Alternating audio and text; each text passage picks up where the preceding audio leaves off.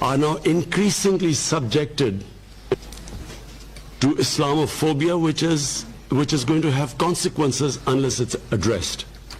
Consequences because we all know that marginalization of any community leads to radicalization. I have seen Pakistani community in England marginalized in Manchester, areas of Manchester and in Birmingham, and we have seen radicals coming out of these communities. And we have seen the same process in Europe because of Islamophobia. So I just want to take this opportunity to address this issue. The biggest damage done to Muslims is that after 9/11, terrorism was associated with Islam. So Islamic terrorism, Islamic radicals. And constantly these words were used by leaders of Western countries, explaining that, 9/11 terrorists and any acts of terror that took place after that. The moment you use the word Islamic radicals, it means that there is something in Islam that produces radicals. That it's because of Islam they are being radicals. That terrorism is associated with Islam. And especially suicide bombing. Because regularly we heard these commentators saying that, Muslims are indulging in suicide attacks because they will have virgins in heavens. This sort of nonsense kept going on. Just a brief, anyone who knows about history, desperate human beings throughout history have committed what are called suicide attacks. Before 9/11, 75% of suicide attacks were by Tamil tigers who were Hindus.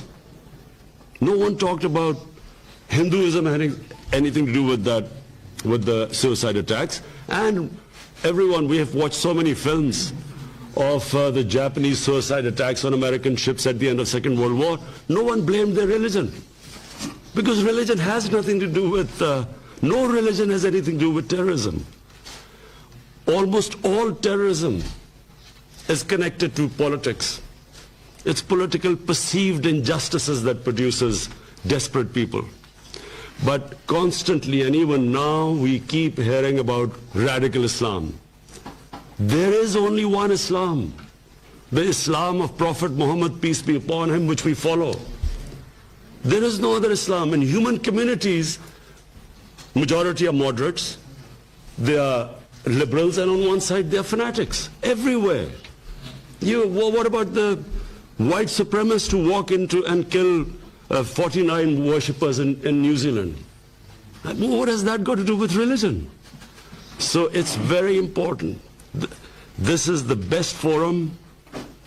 We must talk about it. Muslims must talk about separating terrorism with Islam. Yes, Muslim societies have fanatics, same as Christian societies, same as Jewish societies. And let's not forget that in India, extremists have taken over the country, racial extremists. So, number one, my point is that this has to be addressed. We keep hearing world leaders talk about radical Islam. It is causing, how is a man in the street in New York supposed to tell who's a radical Muslim and who's a moderate Muslim? How can anyone tell? So all Muslims are branded, Muslims are branded as fanatics, terrorists. And whenever some sort of attack goes, a terrorist attack happens in the West, first thing, every Muslim starts worrying, I hope it's not a Muslim. Because immediately we are all branded. And I remember after 9/11, I get a phone call from this Western journalist, and he said, aren't you really ashamed of what has happened? There are 1.3 billion Muslims. Am I supposed to be ashamed of what anyone does any Muslim does? So that's number one point. Second, I have seen this since that awful man Salman Rushdie produced a book called The Satanic Verses. It was mocking, ridiculing our Holy Prophet, peace be upon him. And I realized, because I was playing sports at that time, and I spent a lot of my time in England, and I understand the Western mindset. People in the West could not understand the pain that it caused to the Muslim world. Because Europe especially, they do not regard religion as we Muslims regard. We live our religion. They have a completely different attitude to religion. When I first arrived in England as an 18-year-old, there was a film called Life of Brian, a comedy by Monty Python's Flying Circus. It was a caricature about Jesus Christ. It was the first shock to me. They don't look at the European societies particularly does not look upon religion like we do. And unfortunately, this I blame us Muslim leaders.